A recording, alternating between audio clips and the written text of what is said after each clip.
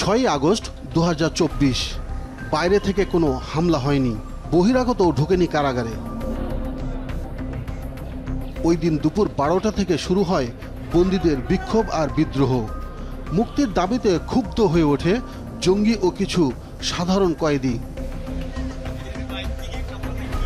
কেউ মই ব্যবহার করে, কেউ দেয়াল ভেঙে, যে যেভাবে পেরেছে পালিয়ে যাওয়ার চেষ্টা করেছে।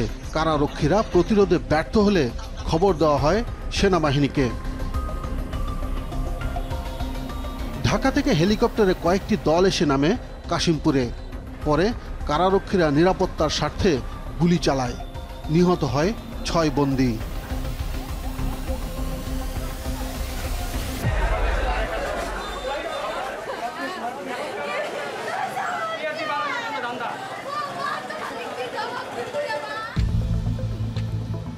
গাজীপুরের কাশিমপুর কারা কমপ্লেক্সের ভেতরে একটি মহিলা কারাগার সহ মোট 4টি কেন্দ্রীয় কারাগার। এখানে আছে বিডিআর বিদ্রোহ মামলার দণ্ডপ্রাপ্ত আসামি, জঙ্গি, ফাঁসির দণ্ডপ্রাপ্ত, যাবজ্জীবন সহ দুর্ধর্ষ সব কয়েদি। পাশাপাশি রাজনৈতিক মামলায় আটক নেতাকর্মীর সংখ্যাও কম নয়।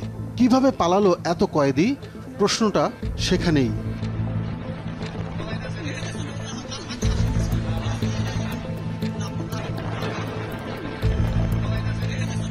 কারাগারের প্রাচীর টপকে যেসব এলাকা দিয়ে বন্দীরা পালিয়েছেন তা দেখেছেন স্থানীয় অনেকেই।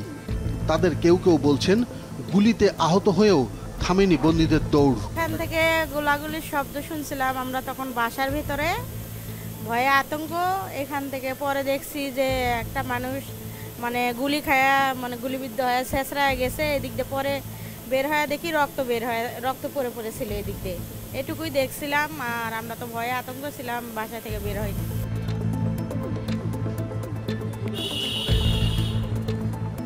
কি ব্যবহার করেছে, কোন পথে পালিয়েছে, সবই তিনি জানিয়েছেন।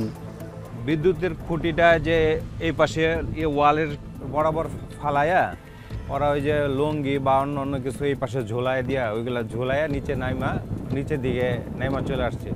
অনেকে আবার উপর থেকেই ফাল দিচ্ছে। তো আসলে তখন যে যার মতো যে পারছে ওইভাবেই তারা বেরিয়ে আসছে, চেষ্টা করছে আর কি।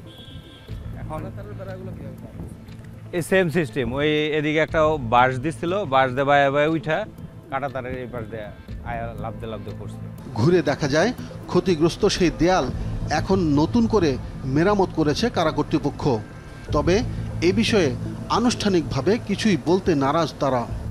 কাগজে কলমে দেশের সবচেয়ে সুরক্ষিত কারাগার এই কাশিমপুর হাই সিকিউরিটি কারাগার। এখানে সাধারণত রাখা হয় জঙ্গি এবং সর্বোচ্চ সাজাপ্রাপ্তদের। তবে 2024-এর 6 আগস্ট এখান থেকেই পালিয়ে গেছেন 200-র বেশি বন্দী, যাদের মধ্যে এখন পর্যন্ত অধরা অর্ধেকেরও বেশি। দেশের সবচেয়ে সুরক্ষিত কারাগারের অবস্থা যদি এই হয়, তাহলে অন্যান্য কারাগারের কী চেহারা তা কিন্তু সহজেই অনুমান করা যায়। আমরা যখন কথা বলতে যাই তখন দায়িত্বে ছিলেন গাজীপুরের police commissioner Nazmul Karim Khan. 6 August অনেক আসামি বেরিয়ে গেছে, আমরা তাদেরকে চিহ্নিত করছি, আমরা তাদেরকে নজরদারি করছি। আমরা ইতিমধ্যে বেশ কিছু ধরেছি এবং বাকিদেরকে ধরে ফেলবো ইনশাআল্লাহ। এরপর যাওয়া হয় জেলা প্রশাসকের কাছে।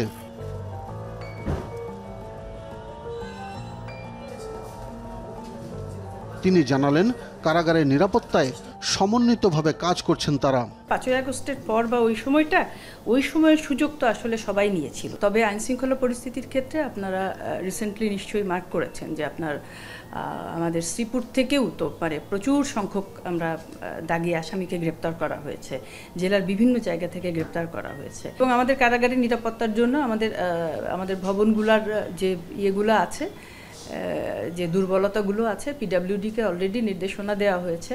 তো পিডব্লিউডি কাজও করছে ওইখানে।